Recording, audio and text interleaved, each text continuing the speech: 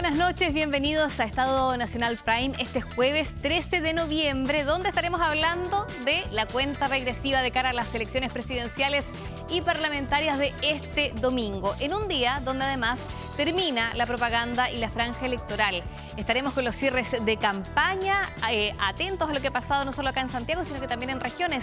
Acá comienza Estado Nacional Prime.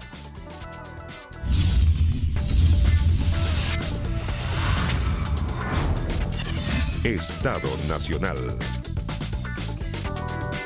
Y saludamos a nuestros panelistas en este día jueves. En primer lugar a María José Nodón, decana de la Escuela de Gobierno de la Universidad Adolfo Ibáñez. María José, bienvenida. Muchas gracias por la invitación. Encantada de estar aquí. Qué gusto tenerte acá. Lo mismo para Marco Moreno, quien es director del Centro de Democracia y Opinión Pública de la Universidad Central, además habitual acá en TVN. Hola, ¿cierto? Valentina, buenas noches. María José, ¿cómo están? Muy bien. Además estuvieron analizando el debate presidencial, Sí, el de Anatel, exactamente. así que Sí. han estado acá atentos a la contingencia de estos últimos días, última semana de la campaña presidencial. Vamos a revisar lo que son los cierres de campaña, vamos a partir por eso. Les contamos que la candidata presidencial del Pacto Chile Grande y Unido, Evelyn Matei, cerró su campaña en la comuna de Independencia, donde en el estadio Santa Laura, y nos informa de este cierre de campaña Daniela Ruiz Tagle. Dani, buenas noches. Muy buenas noches, los saludo desde la comuna de Independencia, desde las afueras del Estadio Santa Laura. Un cierre de campaña encabezado por la candidata a la abanderada presidencial de Chile Vamos, Demócratas y Amarillos, que contó con una de las tarimas llena. La marquesina, estaban los distintos personeros del comando de la candidata presidencial y según las cuentas de los distintos miembros del comando, existió una amplia recepción. Pero lo cierto es que acá lo importante, al menos para la candidata, fue el mensaje que quiso entregar en su discurso y que tuvo relación directamente con varias cosas. La primera, críticas al Ejecutivo, críticas al oficialismo, críticas al Frente Amplio para distanciarse, ¿no es cierto?, ahí de todo lo que ha ocurrido con el Ejecutivo y reafirmar su postura en negativo sobre las políticas de gobierno. Y por otro lado está este reproche que hace la abanderada presidencial a los propios sectores de derecha. Ella dice: yo abogué por una primaria amplia. Todo esto considerando que actualmente ciertas encuestas se están posicionando a los tres candidatos de derecha en una especie de empate, y acá lo que señala la abanderada presidencial es que finalmente es ella la más competitiva para poder finalmente medirse en segunda vuelta contra Janet Jara, que es la candidata del oficialismo. Pasemos a escuchar las declaraciones de la candidata Evelyn Matei durante esta jornada. Hoy tenemos un triple empate entre los tres candidatos de derecha. Estamos todos empatados. Cualquiera de nosotros puede pasar a segunda vuelta.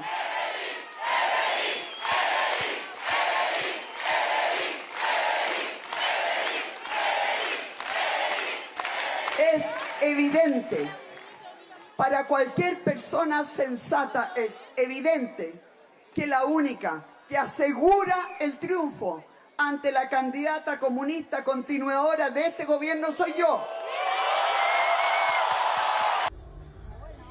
Ahí estaban las declaraciones de Evelyn Matei durante esta jornada en el Estadio Santa Laura, y ya finalizó entonces, ya finaliza el cierre de campaña este día 13 de noviembre. ¿Qué es lo que va a pasar con los distintos candidatos? Ya se espera una especie de repliegue por parte de los abanderados hasta el 16 de noviembre. Pocos días quedan para esta primera vuelta presidencial, en donde los 8 abanderados se van a medir en las urnas.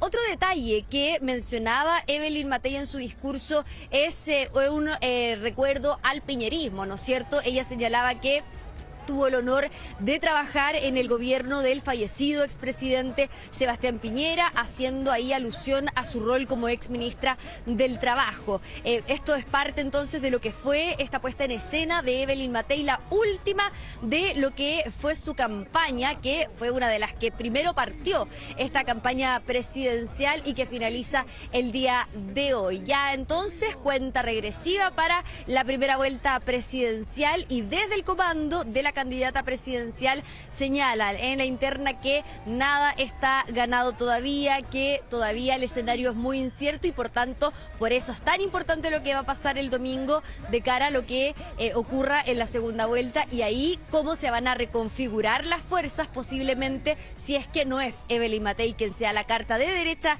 que pase a segunda vuelta de acuerdo a las mediciones. Daniela Ruiz-Tagle, muchas gracias por el informe. Y vamos a dejar Santiago, nos trasladamos a la región del Biobío, en la Plaza de la Independencia de Concepción. El candidato presidencial del Partido Republicano y Social Cristiano, José Antonio Kast, también realizó su cierre de campaña. Nos cuenta más Joaquín San Martín. Joaquín, buenas noches. Así es, muy buenas noches. Hace solo pocas horas terminó acá el último acto de campaña regional del candidato José Antonio Kast, el cual se hizo en la Plaza Independencia de Concepción, una instancia que estuvo marcada, por ejemplo, por agradecimientos al mundo social cristiano, también críticas a Janet Jara y al gobierno y sobre todo guiños a la candidata Evelyn Matei.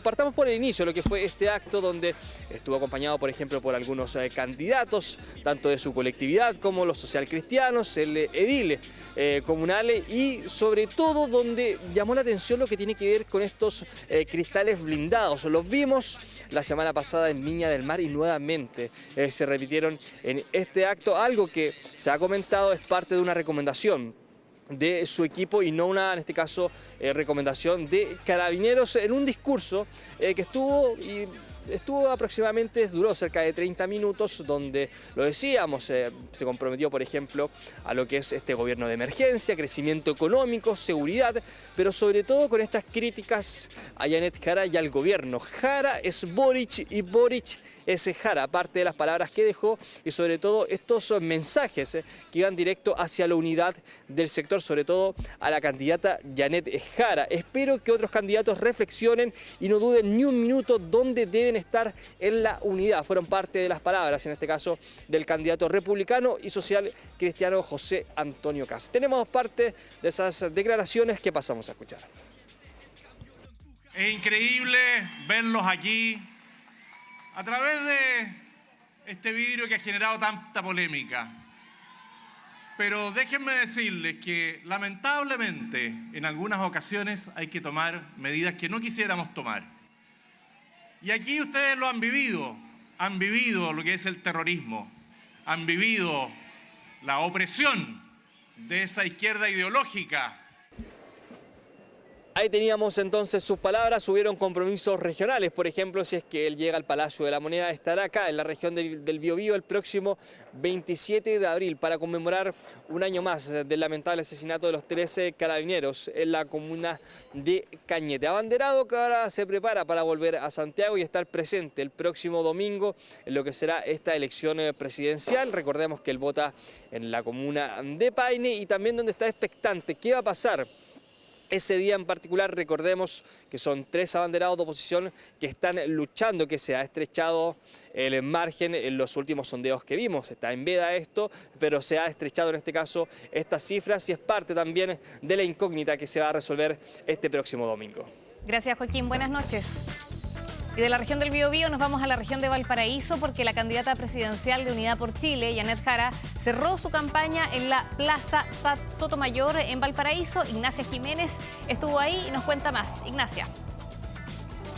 ¿Cómo están? Buenas noches. Un cierre de campaña de Janet Jara acá en la comuna de Valparaíso, que se extendió más allá de las 10:30 de la noche en la Plaza Sotomayor. Una verdadera fiesta con cerca de 20.000 personas, según dijo el propio comando de la candidata presidencial, que acá en la ciudad Puerto definió hacer su última actividad de campaña. Dijo, espera de la primera vuelta porque aseguró sobre este escenario aquí en Valparaíso volver a la campaña el próximo lunes después de la elección presidencial. Quiere pasar a la segunda vuelta presidencial y eso lo remarcó con harto énfasis durante un discurso que por cerca de 20 minutos remarcó un llamado a la unidad, a trabajar en conjunto entre los distintos para el país, para las propuestas del país y para avanzar como Chile, dijo, todos unidos la candidata presidencial, que agradeció a quienes la han acompañado en esta gira por Chile que ha realizado durante esta campaña, que no incluye solo la primera vuelta presidencial, sino también la primaria, que recordemos ella ganó del oficialismo. Una candidatura que, dijo Janet Jara, espera tener el respaldo de a todos, hizo una invitación a participar en las elecciones y recordó alguna de sus propuestas. Revisemos parte de las declaraciones de Janet Jara sobre este escenario acá en Valparaíso. Estamos concluyendo esta campaña con la alegría del deber cumplido. Hemos tocado millones de puertas de chilenos y chilenas que nos han abierto sus hogares y su corazón. Les hemos compartido nuestras propuestas y hemos escuchado una gran cantidad de ideas a lo largo y ancho de todo el país que contribuyen a mejorar nuestro programa de gobierno y nuestra calidad de vida. No se dejen provocar, dijo, a quienes se buscan la división también en la candidata presidencial sobre un escenario que a ratos no dejaba bajarla, porque ella, cuando decía que iba a terminar el discurso, le pedían que siguiera y así se mantuvo por varios minutos. De hecho, cuando terminó su exposición se acercó hacia una de las rejas perimetrales acá en la Plaza Sotomayor a sacarse fotografías con quienes llegaron hasta acá esta jornada. A partir de este viernes comienza el silencio electoral, no hay más campaña. Janet Jara se va a mantener en reuniones con su equipo, también en un tiempo de descanso, un alto de aquí al día domingo que va a comenzar con un desayuno familiar, luego su votación y la espera de resultados ahí en su comando en Santiago Centro. Ignacia Jiménez, muchas gracias, y a todo el equipo político, por supuesto, que ha permitido conocer lo que pasó con los cierres de campaña. Vamos a analizar cómo ven María José y Marco estos cierres, las palabras finales. Por ejemplo, Evelyn Matei habla de un triple empate en la derecha de cara al domingo. María José. A ver, mira, yo lo primero que diría es que esta es una elección muy competitiva, efectivamente, ¿verdad? O sea, las encuestas indican distintas posiciones, pero es verdad, como decía Evelyn Matei, que hay 3 candidatos que tienen opciones de ganar. Y eso yo creo que lo refleja muy bien los cierres de campaña, porque cada uno de ellos termina este proceso amarrando aquellas cosas que son elementos o diferenciadores o elementos que quieren intencionar. Entonces creo que cuando uno ve esto, puede entender rápidamente, ¿verdad?, el caso de José Antonio Kast, la seguridad, y lo pone justamente en el vidrio. En el caso de Kaiser va contra el gobierno, hace propuestas, como comentábamos con Marco, ¿verdad?, de las contribuciones, y apela una vez más a su fuerza y su convicción. Y Evelyn Matei hace un doble giro, ¿verdad? O sea, uno hacia el gobierno y otro diciendo que efectivamente aquí la pregunta que tiene que hacerse la derecha es quién es realmente competitivo para ganar a Janet Jara. Y esa es ella. ¿Termina convirtiéndose esto, Marco, en una primaria de la derecha? Es lo que viviremos el domingo. Más, bueno, hay otros candidatos, por supuesto, pero pareciera que ya dan por hecho que pasa Jara. La pregunta es quién pasa de los candidatos de la derecha.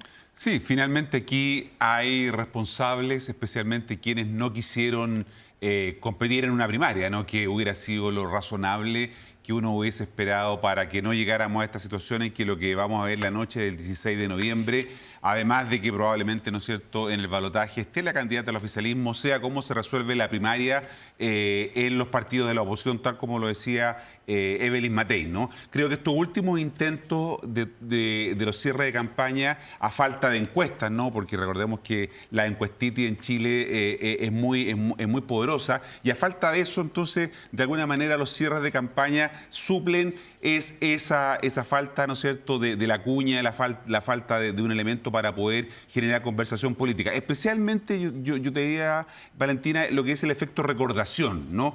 Son las últimas palabras, los últimos últimos mensajes lo que los candidatos de alguna manera buscan instalar. Lo que decía María José respecto de ayer Johannes Kaiser, el tema de la contribución cero, lo que dice hoy día Evelyn Matei respecto a que los 3 candidatos están empatados y que ella es la más competitiva para enfrentar a la candidata comunista, ¿no? Y remarca mucho ese elemento. Y lo de José Antonio Kast, en el sentido del uso, ¿no es cierto?, de la protección de vidrio que tiene ahora y la que usó en Viña del Mar, la misma, ¿no es cierto?, de alguna manera instala la tecla del miedo como un elemento esencial. Eso es lo que buscan de alguna manera dejar instalado y es lo que probablemente en el contexto de una democracia ocular donde la gente se hace una opinión a partir de lo que ve, ¿no es cierto?, es lo que buscan transmitir los candidatos en estas últimas horas antes de que las urnas sean las que hablen.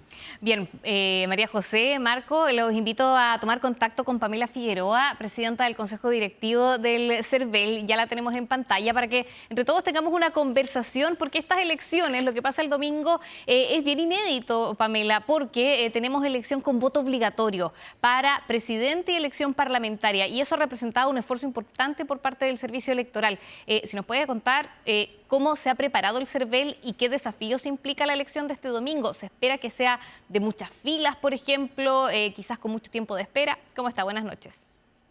Buenas noches, Valentina. Bueno, un gusto saludar también a María José, a Marco esta noche. Y bueno, efectivamente tenemos una elección presidencial y parlamentaria que es inédita en términos del padrón electoral. Es la primera vez que vamos a tener un padrón electoral que tiene voto obligatorio pero inscripción automática. Eso significa que una gran cantidad de personas están habilitadas para votar. Son más de 15.770.000 personas en todo el territorio nacional y chilenos en el exterior. Esto considera que alrededor de 160.000 chilenos están registrados para votar en distintos países fuera de nuestro territorio nacional. Y también un número importante de extranjeros, 880.000 extranjeros que tienen derecho a voto en Chile porque han cumplido los 5 años de residencia. El servicio electoral se prepara con mucha anticipación para las elecciones. Nosotros llevamos casi un año ya trabajando para esta elección del 16 de noviembre, considerando desde la actualización del registro, ¿no es cierto?, la elaboración del padrón electoral, todo lo que tiene que ver con la normativa, la legislación que se requiere para un proceso electoral, y luego ya lo más logístico que tiene que ver con la elaboración, la producción del material electoral y la distribución. ¿Ya? Estos días ya estamos cerrando ese proceso, hoy, ¿no es cierto?, con el cierre de la campaña, que es algo que también nosotros fiscalizamos, vamos haciendo seguimiento como servicio electoral.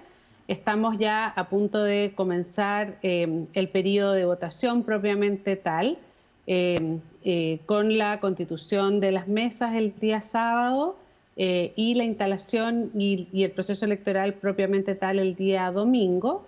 Pero empezamos también ya con la instalación de las mesas el día sábado en la tarde, con las primeras mesas de votación de chilenos en el exterior, que son en Nueva Zelanda y Australia, que por el cambio horario son las primeras mesas que vamos a tener de votación. Entonces es un proceso largo, Valentina. Llevamos muchos meses trabajando, muchos equipos de profesionales, técnicos, directivos del servicio electoral, en coordinación con otras instituciones del Estado y también con un gran aporte y trabajo de la ciudadanía. Yo quiero hacer mucho énfasis en el rol que cumplen los vocales de mesa, que son electores que han sido sorteados por las juntas electorales y que son los que van a constituir, van a instalar las mesas de votación, y sin el trabajo de ellos la verdad es que este proceso no se podría desarrollar. Y porque también los vocales de mesa tienen este rol tan importante que es hacer el conteo, el escrutinio de voto, y la rapidez que tienen las mesas de sufragio en realizar este trabajo implica también que nosotros como servicio electoral podamos transmitir esos datos y ir haciendo el escrutinio en esa tarde y noche del día domingo 16 de noviembre. Hola Pamela, ¿qué tal? Muy buenas noches. Oye, yo tengo dos preguntas, porque tú dijiste que esta es una elección, efectivamente, ¿no es cierto?, con un aumento importante de votantes, pero al mismo tiempo es una elección que tiene 3 candidatos por la derecha muy competitivos y con una enorme incertidumbre de quién puede obtener o no el primer lugar. Entonces, ¿a qué hora crees tú más o menos que vamos a tener algunos resultados, los primeros, pero qué porcentaje de votos tú crees ya que marcaría una tendencia para que uno pudiera ir, en cierto sentido, evaluando quién es el candidato que va a pasar desde la derecha a la segunda vuelta? Bueno, si las mesas cierran a las 6 de la tarde, que es el horario oficial de cierre de mesa, recordemos que las mesas de sufragio se abren a las 8 de la mañana y se cierran a las 18 horas, hora de Chile, ¿no es cierto? Porque sabemos que el voto en el exterior se va produciendo de manera desfasada. Nosotros ya empezamos a recibir, una vez que las mesas cierran y que sea el conteo de votos, empezamos a recibir resultados de votación. Y cuando ya tenemos un mínimo, ¿no es cierto?, de mesas escrutadas, podemos empezar a dar resultados parciales, ¿no es cierto? Recordemos que el Servicio Electoral da resultados preliminares. Pero con toda claridad, a las 8 de la noche ya vamos a tener probablemente el escrutinio de los votos presidenciales. Y de acuerdo a lo que la legislación establece, primero se cuentan los votos presidenciales y luego se cuentan los votos para el Senado y, en tercer lugar, para los diputados y diputadas. Las elecciones senatoriales son solo en 7 regiones del país, pero la presidencial es la primera que se cuenta y a las 8 de la noche ya debiéramos tener un resultado preliminar de la elección presidencial. Porque es muy rápido, una vez que las mesas empiezan a cerrar, recordemos que las mesas van cerrando de manera paralela. Entonces, a medida que los vocales de mesa, a través de su comisario, entregan el acta al personal de enlace del servicio electoral, nosotros ya vamos haciendo la transmisión de datos que se digita y además se escanean las actas y todo eso va apareciendo en la página web. Los medios de comunicación reciben esta información y la ciudadanía se puede conectar a través de la página web. Entonces, es muy rápido desde que tenemos un 10-20% de votos a aumentar, ¿no es cierto?, esa cantidad hasta los 80-90%, donde uno ya puede tener un resultado preliminar con bastante claridad.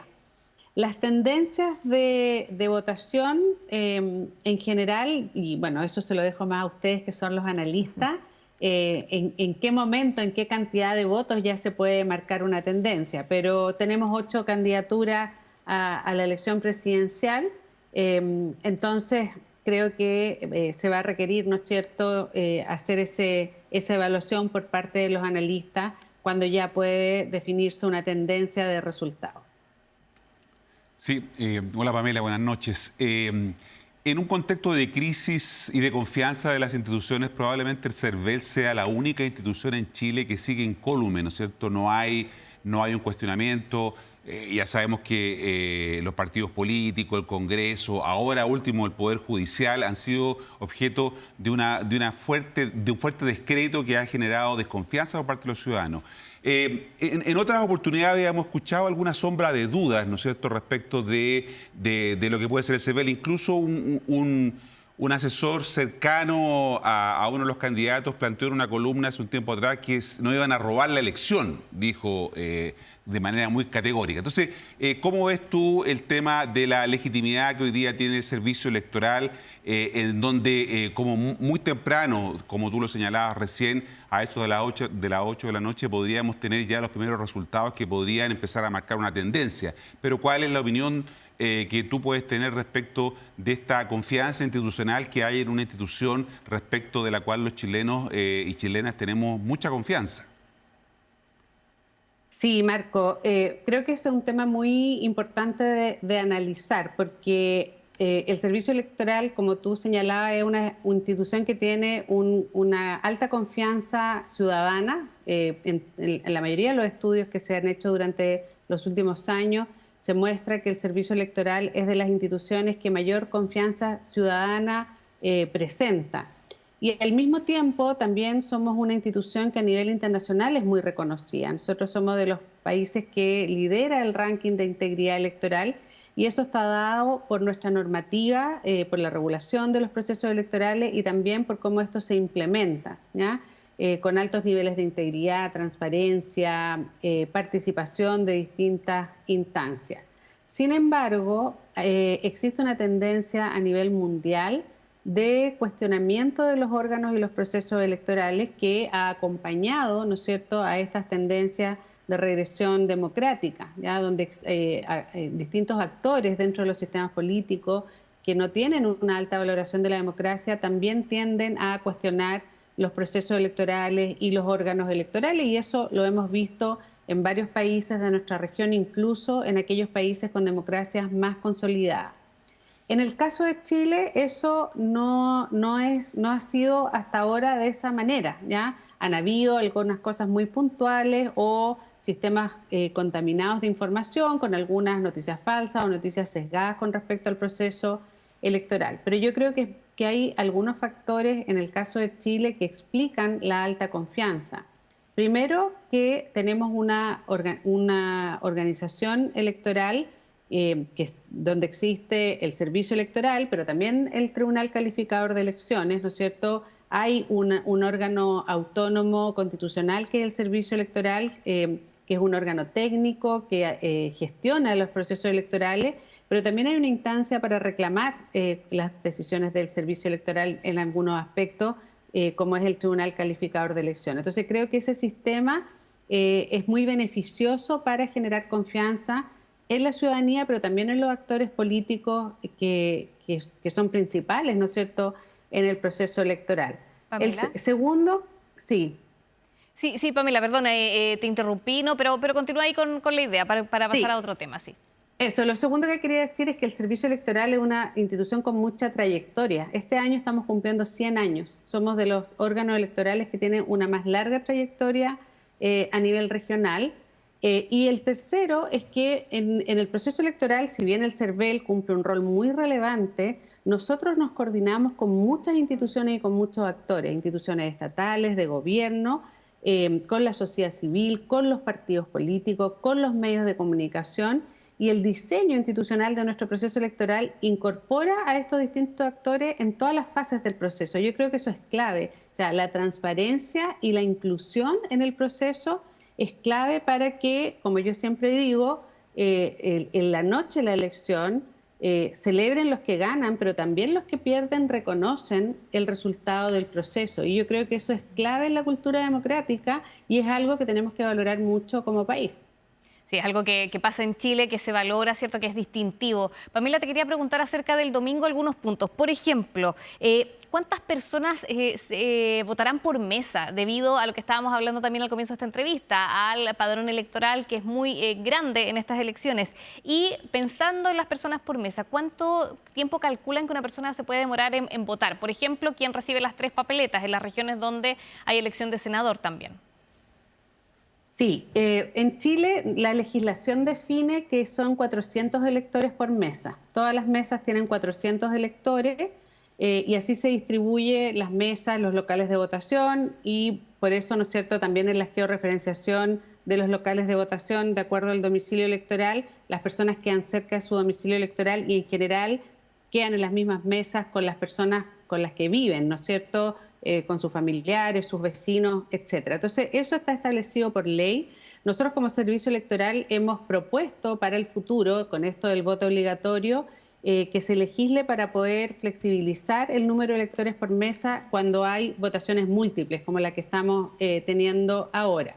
De acuerdo a nuestras estadísticas y los estudios que hemos hecho, cuando hay una sola papeleta, cuando hay un voto simple, las personas se demoran 1 minuto en votar, ¿ya? O sea, en un plebiscito, en una elección presidencial, donde el voto tiende a ser simple. Pero cuando los votos son más complejos, porque ahí se eligen más escaños y porque también hay más candidaturas, tenemos muchos partidos políticos, hay diferentes pactos, listas, ¿no es cierto?, en las elecciones, dependiendo del tipo de elección.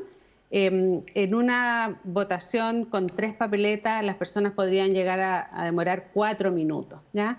Entonces, para eso, el Servicio Electoral, en esta oportunidad, hemos hecho muchos esfuerzos por informar a la ciudadanía para que se demoren menos en votar, ¿ya? Lo primero es consultar los datos en consulta.cervel.cl. Ahí ya sabemos nuestro local de votación, nuestra mesa, pero también incluimos el número en el registro del padrón, ¿ya? Así que los invito a todos a verlo, porque si yo sé que soy el número 30, cuando llegue a la mesa, le voy a decir al presidente de mesa, a los vocales, yo estoy en el registro número 30. Entonces eso ya hace más rápido.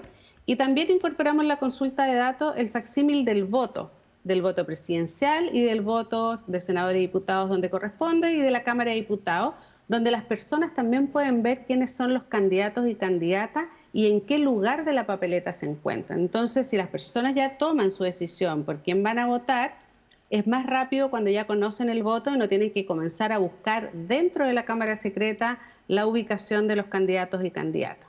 Y, pues, como decía al principio, también muy importante el rol de los vocales, porque si los vocales instalan las mesas temprano, vamos a poder cumplir durante las horas que tenemos habilitadas las mesas, que las personas puedan votar tranquilamente y dentro del horario que se ha establecido. Bien, Pamela Figueroa, presidenta del Consejo Directivo del CERVEL, muchas gracias por esta conversación. Quedamos atentos a lo que pasa ya a partir del día de mañana, del sábado, con la constitución de mesas y, por supuesto, el domingo, donde se vive esta jornada tan importante para el país. Gracias y buenas noches. Muchas gracias a ustedes. Buenas noches. Buenas noches. Buenas noches. Bien, ahí estaban entonces algunas de las claves de una elección que nos va a tener pendientes. Proyectamos que pueden ser largas las filas, ¿o no? Debido al padrón electoral que vamos a tener el domingo. Sí, yo creo que va a haber afluencia mucha. Esta es una elección que además, yo insisto, es una elección competitiva, entonces que produce como tracción, ¿no es cierto?, en la votación, pero siempre hemos tenido un sistema efectivamente muy eficiente, o sea, personas más o personas menos. Acordémonos que hubieron elecciones, las de alcaldes y concejales, con unos votos enormes en que las personas no conocían muy bien los candidatos, y en esas condiciones siempre 7, 8 de la noche ya los resultados están. Funciona. Y estamos proyectando que, si bien es cierto, el padrón electoral está conformado por 15,5 millones de personas, lo probable es que vayan a votar unos 13,5 millones. No votan siempre los 15 millones, ¿no? Y por lo tanto vamos a tener una participación del orden del 80, 83, 85%, que es lo que hemos visto en los plebiscitos anteriores. Pero en segundo lugar, creo que un elemento interesante puede ser el hecho de que como decía María José, la elección pasada, que era una elección con una papeleta grande en varias de las comunas y regiones del país, esto fluyó con cierta rapidez, ¿no? Hay una cierta cultura de la gente que probablemente se va a tomar las precauciones para no evitar que no esté yendo al filo del cierre local de mesa para poder sufragar, ¿no? Lo interesante, eso sí, yo diría que en este padrón es que hay de los llamados electores obligados, un grupo bien importante que son los llamados electores nuevos, que son cerca de 3,5 millones, o sea, electores vírgenes también, como se les suele decir, porque nunca han participado en una elección. No necesariamente jóvenes. No necesariamente jóvenes, puede que haya gente, ¿no es cierto?, que cumpliendo el requisito lo cumplió cuando había voto voluntario y por lo tanto no fue a votar durante el periodo de voto voluntario, ¿no? Y probablemente también, a lo mejor muchos de ellos no habían cumplido la edad en la elección pasada, ahora sí, y por lo tanto van a formar parte de este grupo que son los llamados electores vírgenes, ¿no? Y va a ser interesante, si ya tenemos incertidumbre respecto de los obligados en este subgrupo que son los electores nuevos, todavía el espacio para la duda, ¿no es cierto?, creo que sigue siendo muy sustantivo y por lo tanto allí es donde vamos a tener que poner atención respecto de qué es lo que está pasando con estos nuevos electores. Y qué importante es lo que decía la presidenta del Consejo Directivo del CERVEL, que acá en Chile también el que pierde también lo reconoce rápidamente, al menos eso es a lo que estamos acostumbrados. Vamos a una pausa, los invito a una pausa, pero al regreso vamos a hablar de las claves del domingo, de qué tenemos que estar pendientes, qué mirar el día domingo de elecciones, tanto en la presidencial como en la parlamentaria, al regreso en Estado Nacional Prime.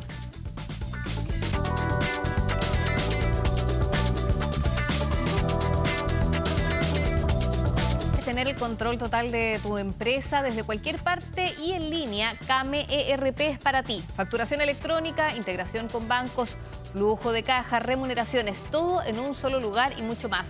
Desde 12 UF al año. Toda la información en kame.cl o en comercial@kame.cl. Y lo prometido es deuda. Estamos con María José Nodón y con Marco Moreno para hablar del domingo. María José y Marco, ¿cuáles son las claves de este domingo? Ya cuando tengamos los resultados, porque claro, el proceso se tiene que vivir, ojalá en calma, informarse de las mesas, de tu lugar en el registro electoral, pero desde las 8 de la noche, cuando tengamos esos primeros resultados, ¿de qué tenemos que estar pendientes, María José? A ver, yo primero te diría una cosa que es bien fundamental, y es que las elecciones, los resultados de las elecciones admiten muchísimas interpretaciones, no son una interpretación. Pero yo dividiría eso en dos. En el caso de la elección presidencial, yo creo que respecto de la derecha es fundamental quién pasa. ¿Quién pasa primero? ¿Con qué porcentaje pasa? O sea, no es lo mismo, ¿no es cierto?, que obtenga un resultado que otro. Y también diría cuál es la correlación entre aquel representante de la derecha que obtenga el triunfo y Janet Jara. O sea, si Janet Jara pasa... La distancia, si pasa con más de 15% de diferencia o si es menos, obviamente eso configura lo que va a ser la segunda vuelta. Yo te diría que en la elección presidencial yo lo primero que miraría sería eso. En la elección de senadores y de diputados, yo creo que hay varios criterios en los que uno podría fijarse. Lo primero es si la oposición, la derecha en este caso, y estoy pensando en las dos listas principales, estoy pensando, no estoy en el Partido de la Gente, estoy pensando en libertarios y republicanos, y por otro lado Chile Vamos. Si se obtienen o no se obtienen mayorías en el Senado, se mantiene, digamos, la mayoría y se aumenta en el caso de la distribución, y en el caso de la Cámara de Diputados, que sería un logro extraordinario para la oposición si se alcanza o no se alcanza esa mayoría. Dentro de esas mayorías, ¿cómo se componen? No es lo mismo, ¿verdad?, que los distintos partidos de las coaliciones obtengan el primer lugar. O sea, si la fuerza, por ejemplo, en la derecha está más bien en la lista de republicanos o libertarios, o por el contrario, está en el caso de Chile Vamos, y lo mismo en la izquierda. Si la fuerza está en el Partido Comunista y el Frente Amplio, o si por el contrario la fuerza está en los socialistas, el socialismo democrático, ¿verdad? Y después yo miraría algunos lugares que son muy decidores, competencias muy férreas, digamos, por ejemplo, la Araucanía, el Maule, Valparaíso, y también miraría aquellas regiones, o sea, aquellas circunscripciones o distritos donde hay mayor cantidad, en el caso de los diputados, mayor cantidad, los que son 7 u 8, y cómo esa composición puede redefinirse. O sea, hoy día tenemos circunscripciones en que hay 5 candidatos de izquierda, 3 de derecha, y si eso cambia o se altera, yo creo que también dice mucho, digamos, de los resultados. Y por último, creo que hay rostros que mirar, ¿verdad? Va Guillermo Ramírez, que es presidente de la UDI, van otros rostros que son muy emblemáticos, Diego Ibáñez, Carol Cariola, Beatriz Sánchez, Paulina Bodanovich, Pepa Hoffman, Paulina Bodanovich. Entonces, ¿cómo le vaya a esos rostros? Ganen o no ganen, por cuánto pierden o por cuánto ganan, también dice mucho de la fuerza. Y esta es una elección donde va a haber que negociar después. Y esa negociación, obviamente, el poder se distribuye también por voto. Marco Moreno, tu análisis respecto a las claves de este domingo. Sí, yo diría que después de que conozcamos el resultado, justamente se comienzan a prefigurar algunos escenarios, ¿no? Esta primera cuestión que tenemos que despejar es si hay o no sorpaso de la derecha, ¿no? O sea, un adelantamiento de la derecha respecto del oficialismo en el sentido de que obtiene una mayoría que puede, ¿no es cierto?, cambiar la configuración del Congreso. Un segundo factor que yo miraría es finalmente si Jara junta el techo con el piso, es decir, tiene una votación que se mantiene un poco en lo que hoy día conocemos o logra, ¿no es cierto?, avanzar más allá de ese techo autoimpuesto que es el 30% de apoyo del presidente, del gobierno. Estaba leyendo que Darío Quiroga proyecta menos de 30, sí, 28% para Janet Jara. Claro, pero siempre se tiran un poco más abajo para poder decir después que tuvieron efecto. Y el tercer elemento que yo le pondría atención es algo que yo llamo el abrazo del oso de Kaiser, ¿no? O sea, como si es que su votación está demasiado cerca de la de José Antonio Kast, evidentemente lo transforma en un actor relevante, en un actor clave para las decisiones que vaya a tomar, ¿no es cierto?, el candidato que pase al balotaje, sea José Antonio Kast o sea Evelyn Matei. O sea, va a quedar con un nivel de influencia muy importante Johannes Kaiser, así no pase a la segunda vuelta. Pero si está demasiado cerca del que logre pasar, creo que ese es un elemento que hay que tener muy muy claro. Y eso da lugar entonces a esta idea que se ha planteado respecto de Chile Vamos, de la famosa colaboración crítica que la hizo el Frente Amplio durante el gobierno de Michelle Bachelet. ¿Te acuerdas cuando Giorgio Jackson y otros más plantearon la posibilidad de colaborar con el gobierno de Bachelet, pero en una forma crítica? A lo mejor Chile Vamos no logra recuperarse de lo que podría ser una eventual derrota, y ese puede ser un elemento que influya. También creo que lo que vamos a ver es una vuelta probablemente del voto del orden, ¿no? La gente va a mostrar justamente en las urnas, yo creo, un efecto de esto que hemos visto durante todo este año, ¿no es cierto? Y es la demanda de orden y seguridad, que creo que es un dato que va a ser relevante. El retorno del voto útil, ¿no? Creo que va a ser un factor también importante, esto que finalmente la gente vota de manera útil o usando lo que es el voto estratégico, son elementos que también pueden estar en la discusión, y lo que hace, yo creo, una segunda vuelta inesperada también, ¿ah? O sea, los resultados del domingo en la noche también van a marcar eso, ¿no? Una segunda vuelta abierta, ¿no? Y no como algunos han planteado, como que esto estaría resuelto en la segunda vuelta. Yo creo que no, esa es una elección totalmente distinta, y por lo tanto va a depender mucho de la capacidad de los candidatos, los dos que pasen, ¿no? El poder hacer una elección distinta, hablándole a audiencias distintas y teniendo algunos de estos elementos más prospectivos sobre la mesa. A ver, para quedarnos un poco en la presidencial y luego también profundizar en la parlamentaria, que es muy importante para la gobernabilidad, para quien sea presidente o presidenta, ver qué pasa con sus proyectos de ley, con su agenda. Pero en la presidencial, partamos por Janet Jara. ¿Llegará al 30%, María José? Marco, yo creo que tú proyectas un 30% por lo menos, ¿o no? ¿Tú cómo lo ves? Mira, a ver, yo creo que podría, o sea, es razonable que se acerque a ese porcentaje, ¿verdad? Que es el porcentaje permanente que ha tenido de aprobación el presidente Boric, pase lo que pase, que eso es importante porque es un peso fijo, digamos, ese 30%. Ahora, yo creo que eso es parte de la incertidumbre, o sea, cuánto va a obtener o cuánto puede acercarse o no es parte de la incertidumbre que está dada en una candidata que no creo tenga demasiada incertidumbre de no pasar, ¿verdad?, a segunda vuelta. O sea, lo suyo es cómo pasa, ¿verdad? Ahora, en el caso de la derecha, yo creo que ahí es distinto. Yo tengo algunos matices aquí, porque yo creo que si bien los tres son competitivos, ¿verdad?, el peso de Johannes Kaiser tiene dos efectos. Uno, que si ese peso no está acompañado por un peso en sus diputados, en el fondo es más feble que si al mismo tiempo fortalece su institucionalidad. Es decir, Johannes Kaiser en sí mismo tiene un peso, pero si efectivamente se puede transformar en una bisagra, ¿no es cierto?, en la Cámara de Diputados, adquiere muchísimo más. Y creo también que en el caso de Chile Vamos pasa lo mismo. Si Chile Vamos, Evelyn Matei no pasara, ¿verdad?, pero obtiene un muy buen resultado en la Cámara y en el Senado, su peso relativo también de alguna manera, ¿verdad?, se articula. Entonces creo que es muy difícil mirar la elección presidencial sin anclarla a la elección de la Cámara y del Senado, porque el juego del poder, o sea, el peso del poder está dado en cómo se articulan el resultado, creo yo, de esas dos elecciones. Ahora, respecto del voto útil, que efectivamente es un tema que ha existido permanentemente en esta elección y que yo creo que está justamente tomando una relevancia fundamental por la emergencia de Johannes Kaiser.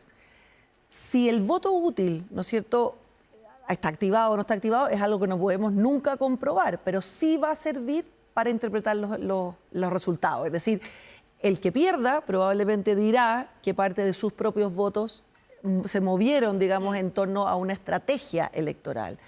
Y si pasara, ¿no es cierto?, que efectivamente yo creo que Johannes Kaiser fuera el que pasa a la segunda vuelta, yo creo que solo ahí, a diferencia de lo que dice Marco, solo ahí se activan las posibilidades de Janet Jara. Yo creo que si el que pase es José Antonio Kast, y con más razón es Evelyn Matei, las posibilidades de ganar en una segunda vuelta de Janet Jara se reducen muchísimo. Tú, Marco, ¿cómo lo ves? Y también te quería preguntar por el voto silencioso. Hablaste del voto útil, pero ¿qué pasa también con ese voto que quizás no se manifiesta, pero que está ahí, que hay que ver hacia dónde se va? Sí, en esta elección yo creo que vamos a ver todos estos fenómenos, ¿no? El voto útil, o voto estratégico, el voto silencioso o voto blando. El voto cruzado probablemente sea muy interesante, porque gente que va a votar por uno de los 8 como candidato presidencial, pero para para la elección parlamentaria no necesariamente va a votar por ese sector, ¿no? Y por eso lo que va a haber es un voto cruzado, fenómeno que ya venimos observando en Chile. Pero yo creo que ese espiral del silencio que se plantea en los días previos es lo que de alguna manera Evelyn Matei ha planteado como su principal fortaleza. Ella dice, bueno, hay gente que no se está expresando en las encuestas, que no está dando a conocer su opinión y evitando decirlo, ¿no? Ese es el fenómeno de la espiral del silencio, que de alguna manera, ¿no es cierto?, podría darle sustento. Pero yo creo que hay un elemento, yo insisto mucho en el tema de la votación que saque Kaiser, porque ese dato tiene que entrar ahora en la ecuación. Si se acerca mucho a la votación de Kast, o incluso si supera a Kast en algunos segmentos, ¿no? Ojo, en algunos lugares del país, ese no es un dato menor, y por eso decía que este es el fenómeno típico del abrazo del oso, porque claro, cuánta presión, cuánta exigencia puede hacer Johannes Kaiser a la candidatura de José Antonio Kast en segunda vuelta, son de las cuestiones que tenemos que poner sobre la mesa. Eso puede obligar a endurecer su discurso, porque Kaiser ha dicho no vamos a ceder en nada de lo que sea fundamental para nosotros, y ahí es donde se le abre una posibilidad a la candidatura de Jara, ¿no? Si efectivamente ella rompe con el techo, saca más del 30%, quiere decir que hay un mundo socialdemócrata, o como queramos llamarlo, que efectivamente, ¿no es cierto?, está dándole un voto de confianza a la candidata del oficialismo. Por eso que es interesante la votación que obtenga Johannes Kaiser, ya sea que le alcance para pasar a segunda vuelta, cosa que no está muy clara, o ya sea que Kast lo aventaje por poco en el resultado final. ¿Y no estás de acuerdo con lo que dice María José, que no solo hay que mirar el resultado del candidato, sino que también de su lista parlamentaria para ver cuál es la fuerza final con la que se enfrentan a la segunda vuelta los candidatos? Claro, efectivamente, por eso yo decía al principio, vamos a ver si hay sorpaso o no de la derecha como se han anunciado, ¿no? En todas las proyecciones electorales que se han hecho tomando la votación de la última elección, que la han proyectado, ¿no es cierto?, a los actuales pactos, lo que tienden a afirmar esas proyecciones es que lo que podríamos tener, ¿no es cierto?, es un aumento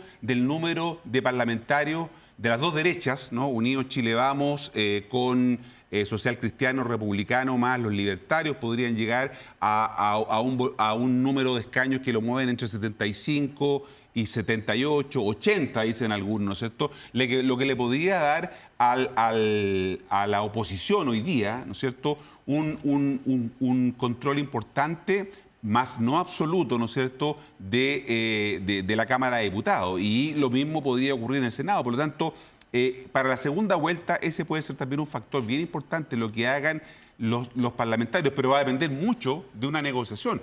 Los candidatos no son dueños de los votos, ¿no? El endoso de votos no es una cuestión matemática, por eso que no podemos sumar los votos de la derecha y decir todos estos votos van al candidato que logre pasar al balotaje. Por eso yo creo que, por eso digo que es una elección totalmente distinta a la elección de segunda vuelta, y se rebaraja el naipe, pero en donde efectivamente los resultados electorales que se obtengan por parte de los diputados, los senadores y senadoras electos va a ser importante en ese escenario. Queremos hablar del Senado, pero antes, y para cerrar un poco la presidencial, ¿cuáles son sus proyecciones de lo que puede sacar los tres candidatos de derecha? Porque hablamos de Janet Jara, decíamos un 30 o en torno al 30, pero acá hay tres candidatos, se habla de un triple empate o de una elección competitiva. ¿Cuánto ven que entre ellos tres podrían sacar? Mira, las distintas encuestas van, yo creo que entre un 45 y un 60, o sea, eso es las más auspiciosas 60, las menos 45. Eso es una novedad extraordinaria para la derecha, o sea, después el tema va a ser el tema de la unidad, ¿verdad? Cómo se articula esa fuerza.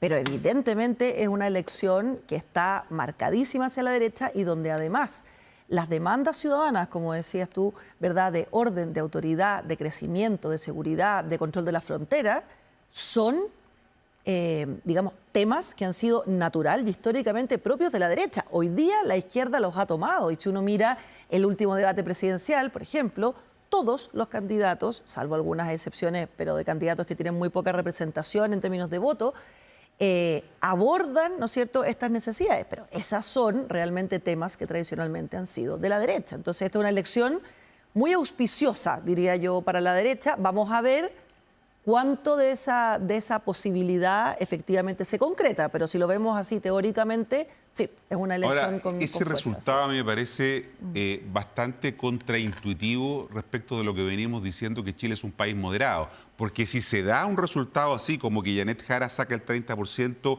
y el otro 50 o 60% se distribuye entre los 3 candidatos, estaríamos rompiendo con esta ilusión de que Chile es un país moderado. Porque querría decir que tendríamos una polarización importante, ¿no es cierto?, con 3 candidatos de derecha, ¿no es cierto?, que logran acumular más del 60% de los votos, ¿no? Si suponemos que 60% y 30, 90 y el otro 10%. Ahora son distintas derechas, hay matices ahí, ¿no? Claro, pero podría la derecha tradicional, ¿no es cierto?, sufrir el efecto de que se licúe, ¿no es cierto?, por estos 2 extremos que encabezan Johannes Kaiser y José Antonio Caz. Entonces, a mí me preocupa que tengamos ese escenario la noche del domingo, porque entonces esta moderación de la que hemos hablado del electorado chileno habría que ponerla a lo menos en entredicho, ¿no?, y ver cómo se va a comportar, porque tendríamos una señal inequívoca, ¿no es cierto?, de un fuerte avance, ¿no es cierto?, de las ideas de la derecha, no de la derecha tradicional, sino que de la derecha más radical. Pero hay que ver cómo va acompañado con el Senado, y hay grandes peleas en el Senado. Veamos qué pasa, por ejemplo, en Atacama, ¿cierto? Porque acá, claro, una cosa es la figura presidencial, tú lo decías, Marco, pero otra cosa es qué pasa ahí con el Congreso, con la Cámara de Diputados, con el Senado. Hay grandes peleas, María José, por ejemplo, en Atacama, el Maule. ¿Cuál es la proyección que tienen para la senatorial? A ver, mira, las proyecciones que existen en las cámaras, o sea, en el Senado y en la Cámara de Diputados, más que encuestas son proyecciones, efectivamente, y por lo tanto tienen variables muy distintas que cuando hablamos de las encuestas que están midiendo, por ejemplo, la elección presidencial. Entonces, yo creo que las proyecciones hoy día están marcando una posibilidad de la derecha de mantener o aumentar su representación en el Senado, es decir, hoy día tiene mayoría, pero ampliar esa mayoría, y sobre todo lo que sería inmensamente decidor sería alcanzar una mayoría en la Cámara. Eso sería realmente un triunfo que hoy día es posible y que tendremos que ver el domingo si efectivamente se concreta. Ahora, respecto de, yo vuelvo a decir este punto que hablábamos al principio de la interpretación, no es lo mismo si esas mayorías se obtienen en una articulación o en otra. Entonces, cuánto sea, por ejemplo, el peso en ese triunfo de los distintos sectores de la derecha, eso es muy relevante. Entonces, el Partido Republicano está apostando, por ejemplo, a doblar su representación. Hoy día tienen 12, a doblarla por lo menos a 24, eso sería, por supuesto, un éxito. Chile Vamos tiene que lograr, ¿no es cierto?, mantener su representación, ojalá aumentarla, y tiene ciertas cartas, ¿no es cierto?, que son relevantes, como lo decíamos al principio. Y en la izquierda es lo mismo, es decir, la composición de esa fuerza también es relevante. Ahora, en la derecha creo yo que hay 2 temas bien importantes. Uno, que fue la discusión de aquellas circunscripciones que les decimos las circunscripciones binominales, que fueron justamente la base de la discusión, ¿no es cierto?, entre los 2 pactos, porque se apostaba a que si no había un acuerdo en esas circunscripciones, podía entonces perderse representación de la derecha. Esas son, ¿no es cierto?, entonces en esas que son Atacama, Tarapacá, Arica y Aysén, entonces hay que mirar con mucha, digamos, detalle cómo es esa composición y si efectivamente estas listas separadas producen resultados más negativos que si hubieran ido juntas. Para escuchar la respuesta de Marco Moreno vamos a ir a una pausa, pero al regreso vamos a escuchar el análisis que hace Marco Moreno de lo que puede pasar con la elección parlamentaria, especialmente en el Senado. Ya regresamos.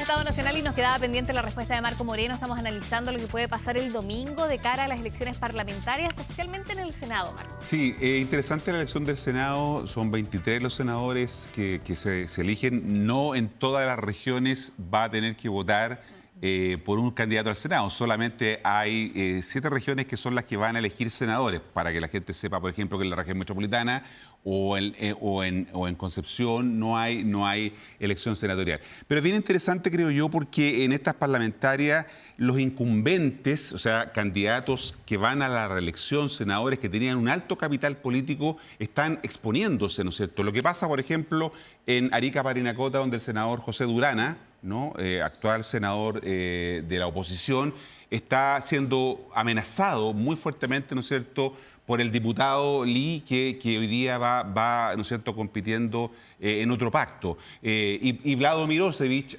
habría, ¿no es cierto?, provocado el desplazamiento de José Miguel Insulza en la región de Valparaíso. Ahí está llegando la diputada Hertz a intentar retener ese escaño para el oficialismo, pero se ve muy difícil por esto que comentábamos, que es una región binominal. Y el otro interesante es Tarapacá. Ahí otra senadora incumbente, Luz Ebersberger, también está, ¿no es cierto?, poniendo sobre la mesa su capital político, amenazada, ¿no es cierto?, por un exdiputado, ahora era de la UDI, ahora está por el Partido Republicano, y por lo tanto el resultado ahí también es muy complicado para la actual oposición. Y lo que tú decías en Atacama, en donde efectivamente la senadora incumbente va a la reelección y siendo amenazada también por la candidata, la diputada Chicardini, que es del mismo pacto y del oficialismo, ¿no? Valparaíso es yo creo que a falta de la región metropolitana y de Concepción va a ser la gran región que tenemos que ponerle mucha atención a lo que pasa con la elección parlamentaria, especialmente como tú decías en el Senado, porque ahí todos los cinco senadores digamos, no pudieron reelegirse, por lo tanto los actuales cinco senadores abandonan esa región y por lo tanto la disputa está muy cerrada, diríamos, tanto en el oficialismo como en la oposición. Carol Cariola, José Miguel Insulza, la diputada Marzán, el diputado Diego Ibáñez, ¿no es cierto?, están compitiendo por quedarse con uno, con dos o con tres, no sabemos qué es lo que pueda pasar en esa región y lo mismo pasa, ¿no es cierto?, en la oposición donde el diputado Lonton, María José Hoffman y Arturo Esquella del Partido Republicano están intentando también quedarse con esos escaños. Y Maule, ¿no?, que elige 5 senadores, también es una elección muy incierta, tú decías, la actual senadora del oficialismo y la presidenta del Partido Socialista, Paulina Doano, y se está dando una dura pelea, ¿no es cierto?, con sus compañeros de fórmula, ¿no?, el diputado Alexis Sepúlveda del Partido Radical y Beatriz Sánchez. Por lo tanto, va a ser una disputa bien cerrada, lo mismo que en la Araucanía, y en Aysén, que tiene esta figura de región binominal. Marco Moreno de la Universidad Central, María José Nodona de la Universidad Adolfo Ibáñez, gracias por estar con nosotros en Estado Nacional Prime, pero también estarán el domingo analizando, ya con resultados en mano, resultados sobre la mesa, van a estar analizando y para entender, ¿no?, qué fue lo que pasó en estas elecciones que esperamos el domingo. Tenemos transmisión desde las 6 de la mañana, los dejamos invitados, por supuesto, y también a nuestros analistas que les agradecemos su presencia el día de hoy. Que tengan excelente noche y nos reencontramos la próxima semana.